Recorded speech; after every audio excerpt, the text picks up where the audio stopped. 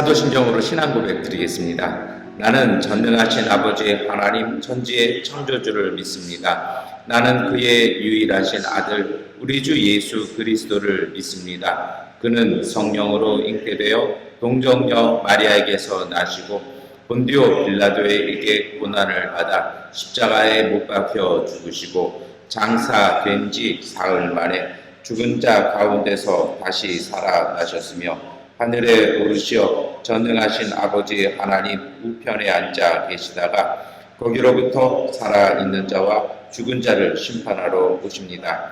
나는 성령을 믿으며 거룩한 공교회와 성도의 교제와 죄를 용서받는 것과 몸의 부활과 영생을 믿습니다. 아멘. 찬송가 263장 찬송 드리겠습니다.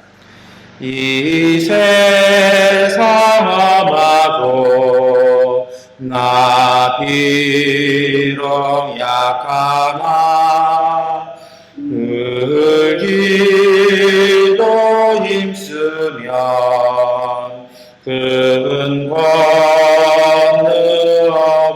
건너겠네. 주의 은혜로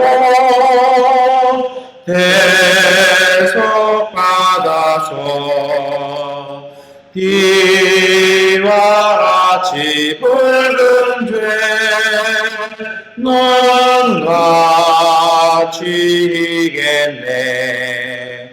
주님의 권능은 한없이 크오니 돌 같은 내 마음 건너겨 주소서. 주의 은혜로 대속하여서 비와 같이 붉은 죄는 같이 이겠네. 내 맘이 약하여 늘 넘어지오니 주 예수 힘주사 굳세게 하소서. 주의 은혜로 대속하여서 비와 같이 붉은 죄는 같이 이겠네. 죄 사함 받은 후 새 사람 되어서 주 앞에 서는 날 늘 찬송하겠네. 주의 은혜로 대속하여서 비와 같이 붉은 죄는 같이 이겠네. 아멘.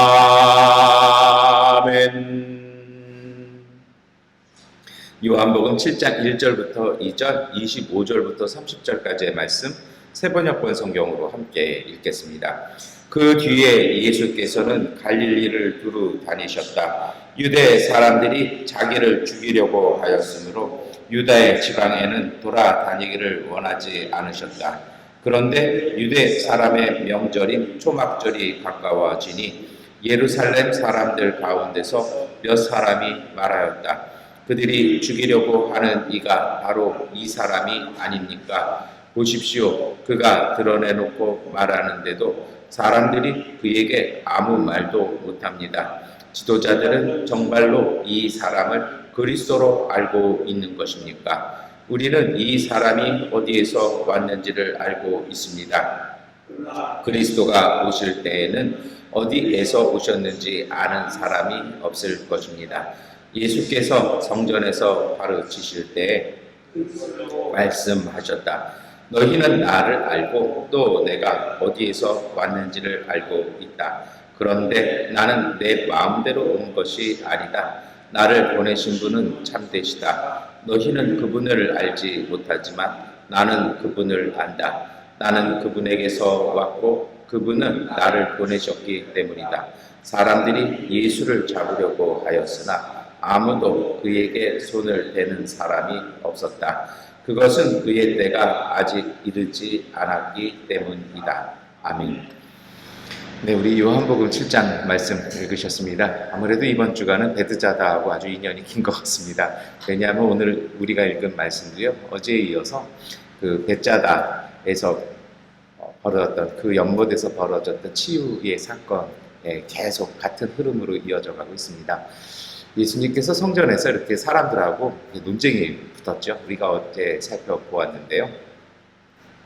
그런데 그 논쟁 이후에 예수님께서 갈릴리로 이렇게 좀 뒤로 빠져버리십니다. 그러니까 왜 그랬었냐면 아마 그 논쟁이, 그 성전에서 일어났던 논쟁이 굉장히 극렬했고요. 그리고 그 파장이 굉장히 컸던 것 같습니다. 그게 어느 정도냐면 오늘 7장에 보니까 그 사건 뒤라고 딱 그 연결이 되어 있지 않습니까? 그리고서 예수님께서 어디로 가시냐면 갈릴리 가셨습니다. 그 이유가 무엇입니까? 오늘 우리 1절 말씀에 잘 나타나 있는데 함께 읽겠습니다. 그 뒤에 예수께서는 갈릴리를 두루 다니셨다. 유대 사람들이 자기를 죽이려고 하였으므로 유대 지방에는 돌아다니기를 원하지 않으셨다. 아멘. 유대인들이 자신을 죽이려는 걸 아니까 예수님께서 그 예루살렘 인근 그 유대 땅 쪽에는 잘 안 가시는 겁니다. 근데 여기 참 재밌는 게 있죠. 원래 갈릴리도 유대 땅이라고 우리는 자꾸 생각을 합니다. 그런데 예수님 시대 때는 사람들이 완전히 구별짓고 있었던 것입니다. 그래서 갈릴리는 거의 이방인의 땅, 버려진 땅, 그리고 이제 죄인들의 땅이라고 여겨졌던 것이죠. 그래서 유대인들이 잘 내려오지 않는 곳이었다라고 오늘 요한복음은 우리에게 전해주고 있습니다. 예수님께서도요, 사실은 좀 표현이 좀 그렇습니다만 유대 땅에 별로 가고 싶지를 않으신 거예요. 그러니까 아예 표현도 거기에 돌아다니고 싶지 않으셨다라고 되어 있지 않습니까?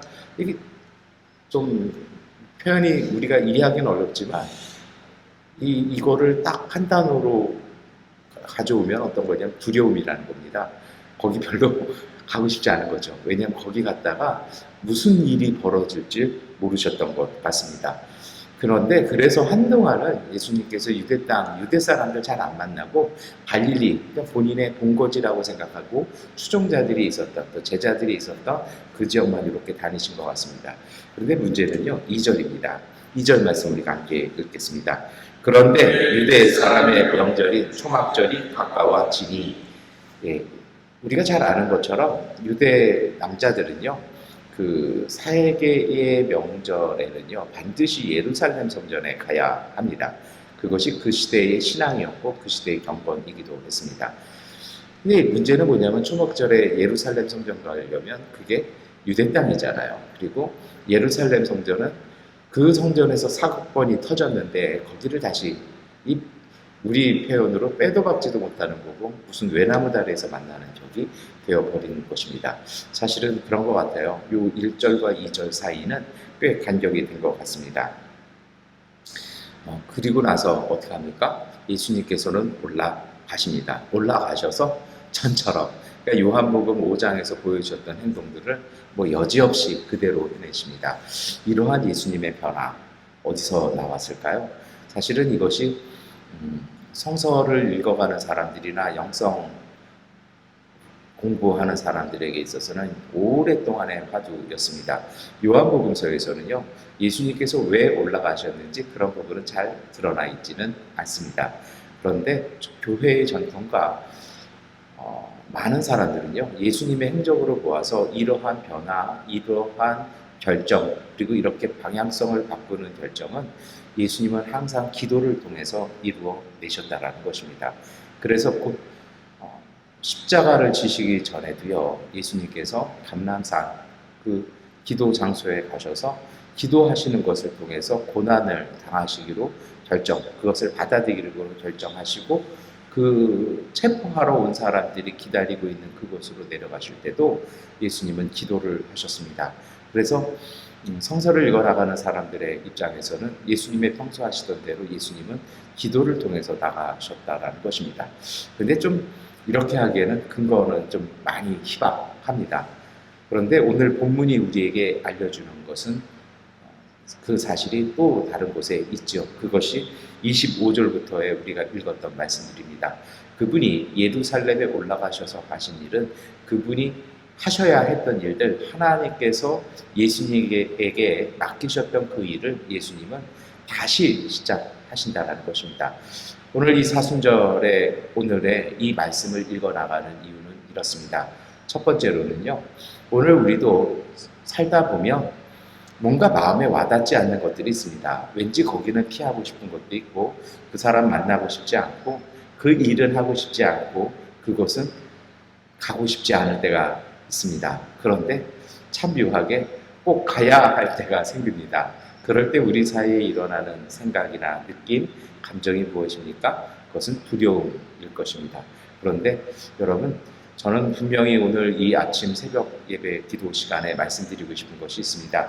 두려워하는 마음은 하나님께서 주시는 마음은 결코 아닙니다. 하나님께서 주시는 마음은 환하고 밝고 담대한 마음이고 기쁘고 감사한 마음일 것입니다. 두려워하는 마음은 오늘 우리의 인간의 연약함에서 옵니다. 오늘 우리의 여러 가지 부족함들, 때로는 우리의 과거의 잘못들이나 우리의 실수들이 우리의 발목을 붙잡아서 우리 스스로를 결박할 때가 많이 있습니다. 그것이 어찌 보면 사순절 기간 내내 가난하고 힘들고 소외된 사람들을 억압했던 유대 종교가 했던 일이기도 합니다. 뭔가 복음서를 전체 읽어보면요, 오늘 우리가 사는 시대나 그 시대나 별로 다를 바는 없습니다. 우리 시대처럼 그 시대에도 힘들고 어렵고 뭔가 뒤에 처진 사람들이 많이 있습니다.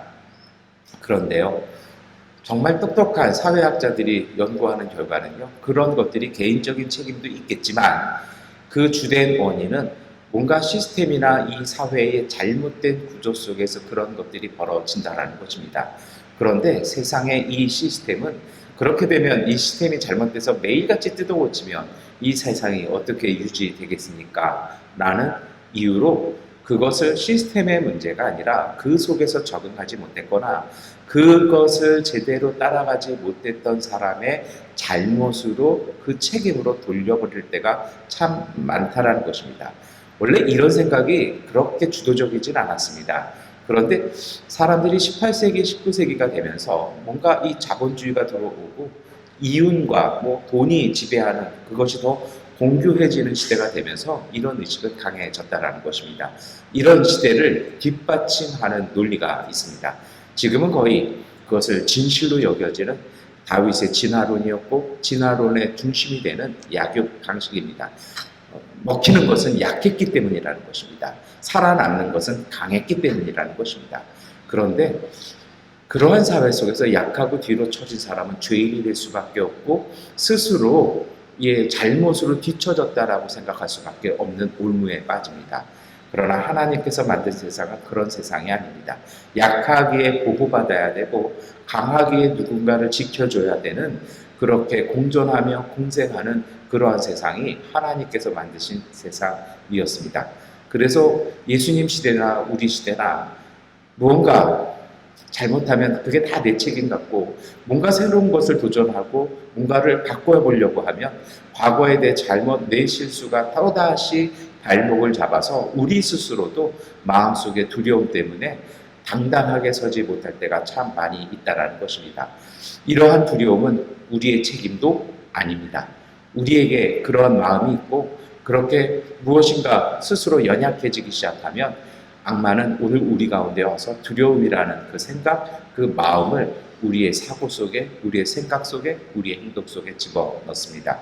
그래서 그 두려움은요, 영원한 속박이 되어서 이렇게 가지도 못하고 저렇게 가지도 못하는 그 사이 그러한 인생의 감옥 속에 우리를 묶어버릴 때가 많습니다.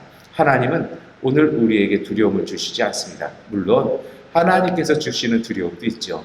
그러나 그 두려움은 그 두려움이 아니라 그것을 성서에서는 경외라고 얘기합니다.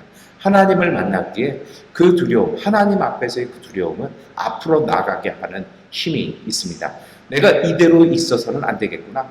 내가 하나님께서 보여주시는 그 길로 가지 아니하면 안 되겠다라는 것을 느끼며 그 두려움은 또다시 앞을 향해서 나가는 하나님의 또 다른 사랑, 또 다른 자비이기에 성경에서는 이것을 경외라고 이야기합니다.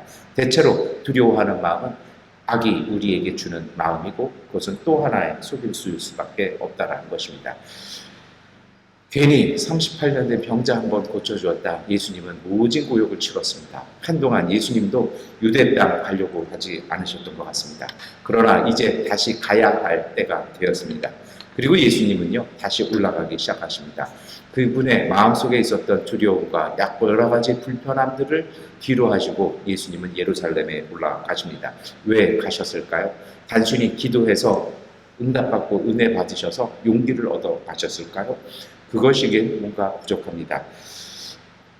아마도 오늘 본문 우리가 읽었던 25절부터 30절까지의 말씀을 읽어보면 그것은 예수님의 사명 때문이었다라는 것입니다. 그분은 올라가셔서 여전히 변함없이 늘상 하시던 대로 그분이 하셨어야 하는 일들, 하나님의 아들로서 메시아로서 하셔야 할 일들을 예루살렘 성전 한가운데서 하신 것입니다. 여러분, 오늘 우리가 이것을 기억했으면 좋겠습니다. 우리에게도 두려움은 있습니다. 우리에게도 머뭇거리는 순간도 있고요. 오늘 우리에게도 주저하는 순간도 있고요. 오늘 우리에게도 회피하고 싶은 순간들도 있습니다. 그런데 여러분, 우리가 기억했으면 좋겠습니다. 그 순간 두려워하고 과거를 한탄하고 뭔가 주저앉아 있는 시간이 아니라 그 시간은요, 정말 우리가 해야 할 일들을 하는 시간 되어야 할 것입니다.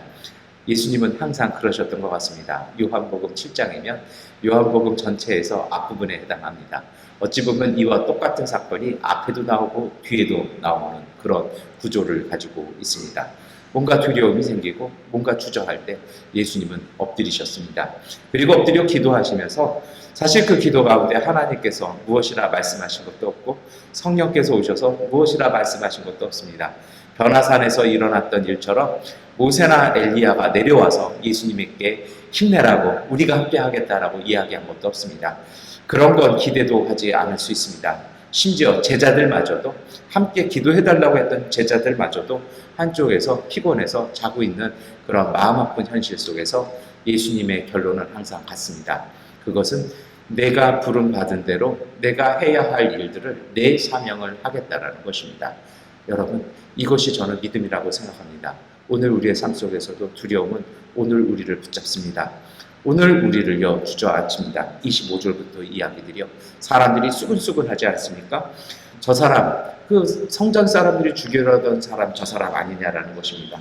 저렇게 드러냈고 말하는데도 어떻게 손 못 대는 거 보니까 정말 그리스도가 아니냐라는 사람도 있습니다. 그런데 반면에요. 저 사람 우리가 어디서 왔는지 안다라는 겁니다. 저 사람 갈릴리에서 왔고 나사렛에서 왔고 부모가 어떻게 되고 그 어머니가 예전에 이러이러한 소문이 있었다는 거 우리 안다라는 것입니다.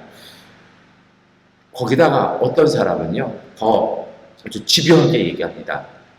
말라기의 예언을 인용하기 시작하죠. 뭐라고 얘기합니까? 그리스도가 성전에 나타나면 정말 바람처럼 누군지 알지 못하는 사람이 호련히 와서 증언하는데 오늘 우리는 저 사람이 어떻게 왔는지를 알고 있기 때문에 저 사람은 그리스도가 아니라고요. 성경을 가지고도 반박하기도 합니다. 이 예수님께서요. 그런 속에서 하시는 것이 있죠. 그것이 28절 말씀입니다. 예수님께서 성전에서 큰 소리로 얘기하십니다. 왜 큰 소리로 이야기하셨을까요? 사람들이 고래고래 소리 지르고 있었을 것입니다. 그런데 예수님께서 하시는 이 말씀이 있죠. 우리가 28절, 29절 말씀 함께 읽겠습니다. 예수께서 성전에서 가르치실 때 큰 소리로 말씀하셨다. 너희는 나를 알고 또 내가 어디에서 왔는지를 알고 있다. 그런데 나는 내 마음대로 온 것이 아니다. 나를 보내신 분은 참되시다. 너희는 그분을 알지 못하지만 나는 그분을 안다. 나는 그분에게서 왔고 그분은 나를 보내셨기 때문이다. 아멘. 두려움과 공포가 앞에 있는 시간, 말씀드렸던 것처럼 두렵고 주저앉고 앉아버릴 수밖에 없는 그 시간, 여러분 그것을 선택하는 것이 아니라 오늘 우리가 믿음 안에서 해야 할 것은요, 하나님께서 우리에게 불러주신 그 사명, 오늘 우리가 해야 할 일을 선택하는 것입니다. 마음 떨며 가만히 있는 것이 아니라, 시간 흘려보내면서 주저주저 하는 것이 아니라, 결과를 생각하는 것이 아니라 우리가 해야 할 일을 선택하는 것입니다. 너무나 크고 놀라운 일이라고요. 그러기에 우리는 오늘 우리의 자리에서 할 수 있는 일들을 하는 것입니다. 예수를 둘러싸고 이렇게 떠들어대면서 공격해오는 그들 앞에서 예수님은 담대하게 이야기하십니다. 자신의 정체성에 대해서, 하나님의 그 뜻에 대해서 예수님께서는 이야기하기 시작하십니다. 이것이 그리스도의 복음의 현장이었고 예수님이 하신 사역의 현장이었습니다. 오늘 우리도 또 하루를 시작하며 살아갑니다. 많은 일들이 있을 거고 많은 여러 가지 예상하지 못한 일들도 있을 것입니다. 때로는 두려움도 있을 거고요. 때로는 사람들이 주는 공포도 있을 것입니다. 때로는 우리가 해야 할 일들의 부담도 가질 것입니다. 그러나 여러분, 우리가 선택할 것은 그러한 마음, 세상이 주는 마음, 악이 우리에게 주는, 우리를 주저앉히려는 마음이 아니라 오늘 우리의 자리에서 우리가 마땅히 해야 할 일을 알기에 오늘 우리가 할 수 있는 일부터 우리가 하기 시작했으면 좋겠습니다. 우리를 불러주신 하나님께서 우리를 세우신 오늘 우리의 모습을 고백하는 것에서 다시 시작하는 것입니다.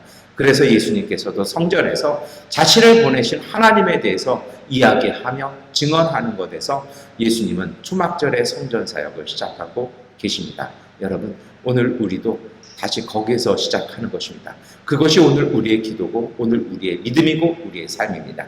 이제 이 사건이 어떻게 되었을까요? 그러한 한 사람의 당돌한 저항, 그 목소리, 그것이 힘이 있었을까요? 30절 말씀 함께 읽겠습니다. 사람들이 예수를 잡으려고 하였으나 아무도 그에게 손을 대는 사람이 없었다. 그것은 그의 때가 아직 이르지 않았기 때문이다. 아멘. 사람들의 협박, 그 공포와 말들, 이야기들, 그 속에 소위 말해서 꿀리지 아니하고 당당하게 이야기해 나가신 예수님의 말씀, 이 음성 듣고요, 사람들은 폭력을 행사하기 시작합니다. 왜냐고요? 거기에서 그들이 공포를 느꼈기 때문입니다. 사람이 폭력을 행사하는 순간이라 공포를 느끼는 순간입니다. 무서워해야 할 것은 예수님인데 오히려 그들이 공포를 느끼며 예수를 잡으려고 하였습니다. 그러나 아무도 예수에게 손댈 수 없었습니다. 그것은 아직 때가 이르지 않았기 때문인 것입니다. 세상이 아무리 무슨 일을 하려고 해도 그것이 하나님의 때가 되지 아니하고 하나님의 허락 없이는 그 일들은 가능하지 못합니다. 오늘 우리도 마찬가지입니다. 우리가 하나님의 일을 할 때 하나님의 뜻이라면 그것이 무섭고 두렵지만 세상이 우리를 어찌할 수 없는 것은 하나님의 뜻이, 하나님의 때가 오늘 우리 가운데 있기 때문입니다. 그래서 사순절의 마지막은 그 용기와 믿음으로 가지고 다시 세상 가운데 서는 것입니다. 그것이 바로 종료와 고난주간을 바라보는 믿음의 자세여야 할 것입니다. 오늘 우리가 만나는 모든 일들, 우리가 주저하는 그 순간 속에 이 믿음과 이 용기로 고백하고 일하시기를 축원합니다. 하나님의 성령께서 오늘 우리와 함께 하십니다. 기도하겠습니다. 전능하신 아버지 하나님, 오늘 우리 가운데 은혜와 복을 더하여 주셔서 주님의 은총이 우리를 지켜주시고 우리를 인도하여 주시옵소서. 하나님, 오늘 우리의 두려움들, 우리의 과거의 여러 가지 일들, 그 실수들, 그 마음들이 우리를 붙잡고 우리에게 올가미를 쳐올 때도 많이 있습니다. 그러나 아버지 하나님, 그것에 마음 빼앗기지 말게 하시고 오늘 우리가 마땅히 해야 할 일들, 부름받은 대로의 삶의 일들, 그리고 오늘 우리가 할 수 있는 일들을 하나님 믿음으로 실천하게 하여 주셔서 그 모든 믿음으로 실천하는 일 가운데 하나님께서 함께하여 주시는 놀라운 은총이 우리 가운데 역사하여 주시옵소서. 믿음과 용기로 세워가는 날 되게 하시고 하나님의 뜻을 이루어가는 복된 날 되게 하여 주옵소서. 새벽에 나와 주님의 전을 지키며 기도하고 하나님 앞에 예배하는 믿음의 가족들, 주께서 축복과 은혜를 더해 주시고 건강과 오늘의 일정과 지혜와 하나님 주시는 능력 통해서 오늘 하루도 복된 날, 은혜와 생명 넘치는 풍성한 그날 될 수 있도록 은혜 더하여 주시옵소서. 우리 어린 자녀에게도 복과 은혜 주시고 하나님, 주님 앞에 작정하며 새벽 예물 드리는 믿음의 손길 가운데 복 주시고 은혜 주셔서 마음속의 간구함과 소원 속에 주님의 놀라운 은총이 가득 열매 맺어지는 복된 믿음의 가정 되게 하여 주옵소서. 예수 그리스도의 이름으로 기도드립니다. 아멘. 하나님께 기도하는 시간 갖겠습니다.